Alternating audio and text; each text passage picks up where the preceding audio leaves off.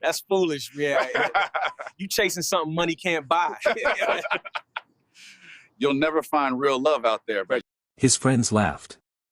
They called him foolish, chasing something money couldn't buy. You'll never find true love out there, they said. But Sydney was determined to prove them wrong. Sydney stepped off the train into the quiet streets of Greenwood, Mississippi, and for the first time in his life, he felt invisible. The hum of small-town life surrounded him, children's laughter echoing down cracked sidewalks, shopkeepers closing for the night, the scent of fried food drifting from corner diners. No one knew who he was. No one cared about his name or the fortune he had left behind. This was exactly what he wanted. For 29 years, Sydney had lived a life of comfort and luxury. Everything came easy, cars, homes, parties, but something crucial had always eluded him, love that was real. Women admired him, yes, but it was for his wealth, his influence, his status, not him. Friends who had grown up alongside him faced the same emptiness. Compliments were hollow, admiration conditional. True connection seemed impossible in a world so obsessed with appearances. So he had decided, leave it all behind. Find a place where wealth meant nothing. Where he could be just a man, and perhaps, finally, be seen. Greenwood was small. Quiet. Unassuming. And that was why it called to him. Sydney's first days as a janitor were humbling. He traded tailored suits for a uniform, a broom and mop replacing gold-lined privileges. He learned quickly the rhythm of work no one noticed. Mopping floors, emptying trash, scrubbing bathrooms, these simple acts felt foreign, yet strangely grounding. Every night, he walked back to his modest rented room, watching families share small moments, neighbors greeting each other warmly, and vendors haggling good-naturedly over produce. It was a world untouched by the wealth he had left behind, and he found solace in its simplicity. After a few nights settling into his routine, Sydney finally allowed himself a thought that had been building in his chest: perhaps he could find love here, a connection untainted by money or expectation. It was then, as he sat on a curb watching the sun set over the quiet town, that he remembered the laughter. His friends. They had mocked him relentlessly when he announced his plan. "You're leaving everything," they had scoffed. "You'll find nothing but disappointment." Sydney had smiled then, calm, determined, but inside a spark of defiance burned. They didn't understand. They had never felt the hollow ache of being admired for everything except oneself. He let the thought linger as he rose to walk back to his new home. And in that moment, he realized the path ahead would be challenging, yes, but worth every struggle. If you're enjoying Sydney's journey so far, imagine what comes next. This is the season of love and sharing, so why not share this story with 3 friends who love tales like this? And if you want to follow along as Sydney discovers what truly matters, hit that subscribe button. You won't want to miss a single step of his adventure. By the next week, Sydney had settled into his life as a janitor. Every corridor he cleaned, every mop sweep, every trash bag emptied, became a lesson in humility. A colleague sneered at his meticulousness, whispering to others, "Fancy boy thinks he's one of us now." Sydney didn't respond. Instead, he focused on the subtle rewards of his effort: quiet satisfaction, a clearer mind, a growing appreciation for unnoticed details. And then there was the diner. Madame Elizabeth's was a small, worn-down establishment, flickering neon sign above the door. Inside, the aroma of fried food and coffee filled the air. Madame Elizabeth herself was a force of nature. Massive in presence, quiet in demeanor, she sat in a massive chair that became her throne for the evening. She gave orders without raising her voice, and employees obeyed instantly. Sydney watched, learning patience and observation in ways he had never considered. Alice worked there. 22, wiry, graceful. She carried trays with quiet dignity, served customers with a smile, and moved through the diner with careful precision. Sydney noticed her patience, the way she treated every customer with equal respect, the way she hummed softly while cleaning. She seemed entirely untouched by the chaos around her, a small island of calm. Their interaction was minimal at first. A smile here, a brief nod there. But Sydney began to notice patterns. Alice's steps were measured, her gestures precise. Slowly, he realized she was attentive to him, not for what he had, not for what he could offer, but because she simply noticed him. Evenings became a quiet routine. Sydney would sit in the same corner, order the same meal, and watch Alice move through the diner. She began to prepare his usual order subconsciously, ready for him when he arrived. It was subtle, imperceptible to anyone else, but not to Sydney. One night, as the diner emptied, Alice lingered near the counter. "You're very consistent," she said softly, almost to herself. Sydney looked up, smiling faintly. "I like to do things properly." Alice's eyes met his, curious. "You're different from the others, aren't you?" Her words struck him. This was exactly why he had come to Greenwood. Perhaps here, in this quiet town, he could find someone who saw him, not for his wealth, but for himself. Days passed, each evening carrying the quiet rhythm of life. Sydney walked home, observing children playing, couples laughing on porches, shopkeepers closing their doors. He saw patience, kindness, struggle, and hope. Each moment, small but real, built the understanding he had been missing all his life. In this quiet rhythm, he realized love would not be rushed. It could not be bought, forced, or expected. It had to grow. Slowly. Genuinely. And perhaps, in this town of overlooked streets and unnoticed moments, Sydney could finally discover it. Sydney woke before dawn. The streets of Greenwood were still, the quiet broken only by the distant hum of a passing car or a dog's bark. He pulled on his janitor uniform and stepped into the crisp morning air. The first week had been a test. He cleaned offices, emptied trash, and scrubbed floors. Other janitors noticed him, his focus, his care, and murmurs followed him. "Watch it, fancy boy," Hank sneered one afternoon as Sydney reached for a basket of food delivered to the staff. Another janitor snatched it away, tossing it across the hall. Sydney caught the sandwich without a word and returned to his work. By evening, he made his way to Madame Elizabeth's diner. The neon sign flickered over the sidewalk. The smell of fried food and coffee greeted him as he stepped inside. Alice moved between tables, carrying trays and straightening chairs. Her steps were precise, her hands steady. She glanced at Sydney as he approached the counter. "Evening," she said. "Evening," he replied, scanning the menu before ordering his usual. She prepared his meal quickly, sliding the tray toward him. "Just like yesterday," she said with a small smile. He returned the smile. "Thank you." The nights passed in a quiet routine. Sydney noticed the little gestures, remembering his order, placing his coffee in the usual mug, keeping the table ready. Laughter occasionally bubbled between them, a spilled drink, a customer complaint, a small joke shared in passing. Alice's background was far from simple. Orphaned at a young age, she had grown up fending for herself, quietly ambitious, intelligent, but cautious with whom she trusted. She kept friends, Lucy, Jane, and Martha, but their influence wasn't always helpful. Martha's past was turbulent. Raised by a reckless, drinking father who often abused her mother, Martha had witnessed cruelty that left marks on her. Her mother had died from the cumulative effects of domestic violence, leaving Martha to navigate life with little guidance. She grew up crafty and cunning, craving power and influence. At 19, she set her sights on her father's boss, a 45-year-old man, wealthy, well-meaning, and influential in Mississippi, never known for scandal. She pursued him subtly, using charm and calculated attention to unsettle him professionally and gain influence. His decisions eventually led to tension in his personal and professional life, while Martha continued her pattern, manipulating situations and people to her advantage, even using teachers in school to gain better grades.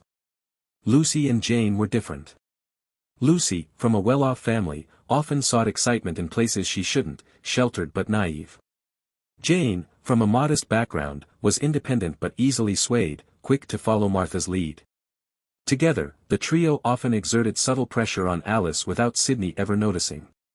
One evening, after Alice's shift, they walked along the quiet streets. A stray dog darted across their path.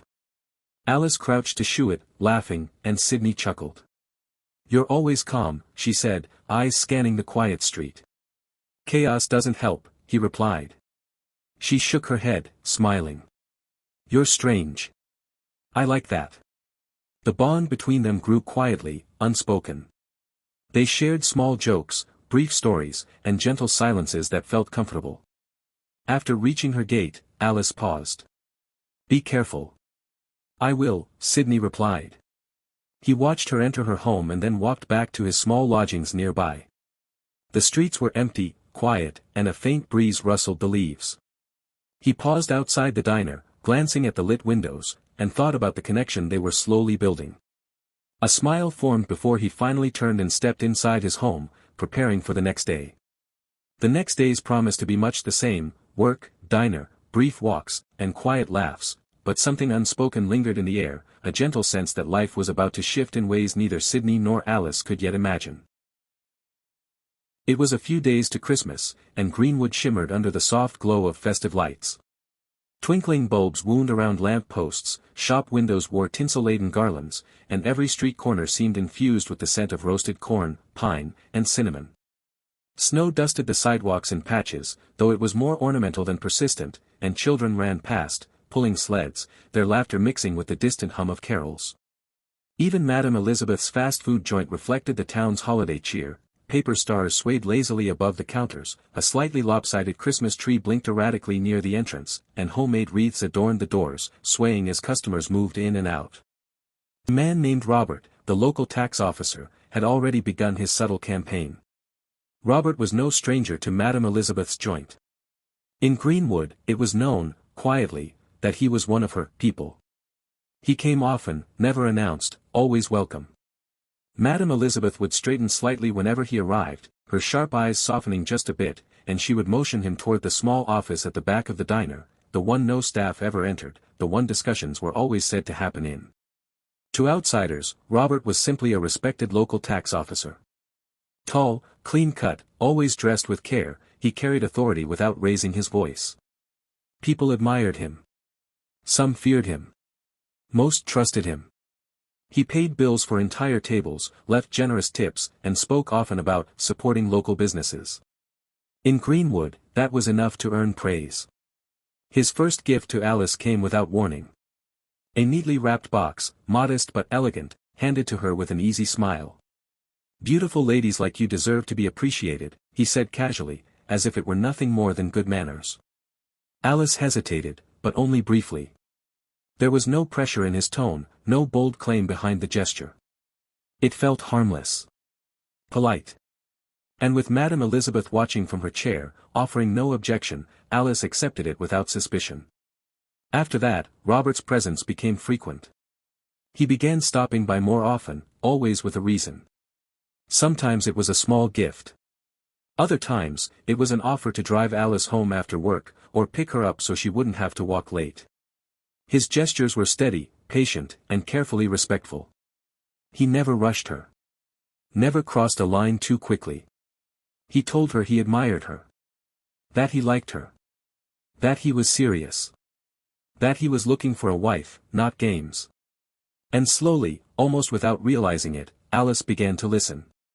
Madame Elizabeth encouraged it, not loudly, not forcefully, but in her own way. A firm nod here. A quiet comment there. Subtle reminders about men who know how to take care of a woman. Whenever Robert was around, her tone softened toward Alice, as though she were guiding her toward something sensible, something secure. Alice noticed strange things, though. Robert's frequent meetings with Madame Elizabeth in that back office.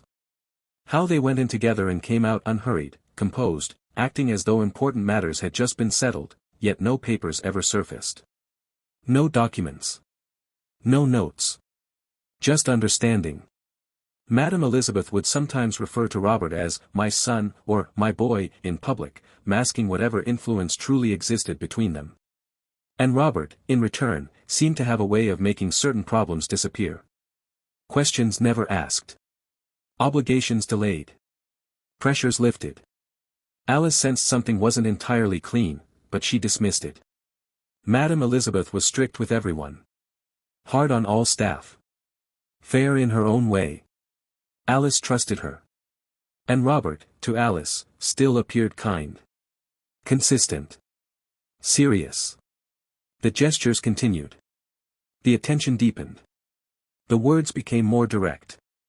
And then came the night he arrived with another gift, this time with Alice's friends nearby, watching closely. By then, her friends, Martha, Jane, and Lucy, hovered near the counter, their casual conversation failing to mask the anticipation in their eyes. By then, doubt had already taken root. What had once felt certain with Sydney now faced quiet competition. Not through confrontation, but through patience, influence, and a carefully constructed presence that made Alice begin to wonder if stability was being placed right in front of her, and whether walking away from it would be foolish. Martha, particularly, seemed unusually attentive. Her advice to Alice was coded in concern, yet the undertones hinted at more than casual interest. There was a careful calculation in her voice, a faint gleam in her eye whenever Robert approached, subtle enough that only the most attentive would notice. Martha's suggestions were always gently persuasive, her laughter slightly too knowing, her eyes flicking to Robert just long enough to draw attention. Jane and Lucy, in contrast, were supportive but unremarkable, they followed Martha's lead, unaware of the deeper currents at play. Sydney, meanwhile, remained blissfully unaware. Lost in thought as he moved from table to counter, he meticulously prepared for his Boxing Day plan. The engagement ring he had hidden, the tickets for a surprise getaway, the carefully scripted reveal, all occupied his mind. His co-workers occasionally snickered, seeing him lost in a daze, muttering under his breath or smiling at nothing. "Life's treating you well, huh?" one would tease. Sydney let them think he was daydreaming or overwhelmed by work, when in truth his mind was entirely with Alice. Christmas Eve arrived with quiet serenity, the streets of Greenwood almost suspended in the anticipation of the morning. Most of the town had settled in for the night, leaving only the distant hum of carolers and the soft glow of lights spilling from windows. Robert, as was his habit during the festive season, checked into a small hotel on the outskirts of town. His black Mercedes gleamed in the parking lot, its polished chrome reflecting the lights like tiny beacons. Hours later, a solitary figure arrived, Martha. Martha went to the same hotel Robert lodged for the festive season. She arrived alone, hours into the night, dressed in a deliberately seductive way, bold, calculated, unmistakably intentional. It was the kind of attire designed to disarm a man, the way someone ready to seduce would dress. Yet, in this scenario, seduction was unnecessary. Whatever game was being played had already begun long before she stepped into the room. By the early morning, around 5 a.m., Martha left the hotel. The same black Mercedes that Robert drove carried her silently through the empty streets, dropping her just a street away from her home. She walked the rest of the way, blending into the calm dawn, decently dressed, leaving the night and its undertones unspoken. To the casual observer, it was a quiet Christmas morning, to the attentive, the faint tension lingered, subtle and unacknowledged. The days leading to Boxing Day were marked by an increasing tension. Robert's presence grew, his gifts arriving in steady, unrelenting succession, perfumes, jewelry, thoughtful notes, even tickets to local events. Madame Elizabeth nodded approvingly whenever he stepped in, subtly guiding Alice's interactions with him.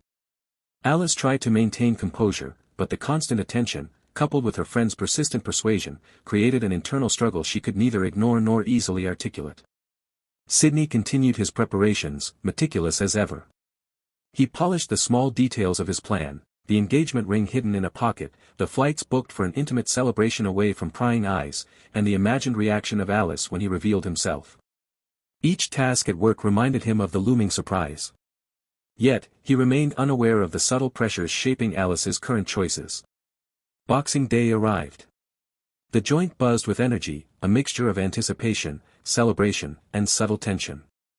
Decorations swayed gently above, Christmas lights reflecting in the polished counters, faint echoes of carols mingling with the chatter. Alice's friends were strategically positioned, each playing their part.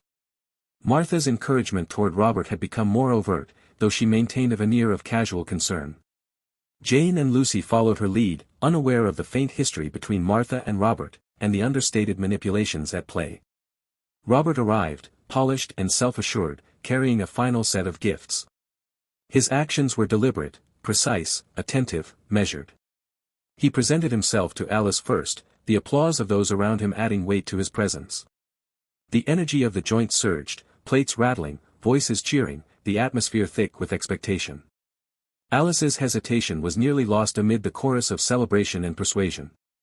Sydney, delayed at work due to the Christmas party preparations, had no idea of the spectacle unfolding at Madame Elizabeth's joint.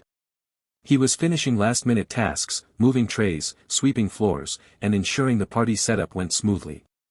Each task, each mop stroke, occupied him, but his mind remained fixed on the intended surprise, a moment he had imagined countless times. Gifts lay scattered across the tables, voices clapping and cheering, subtle persuasion at its height.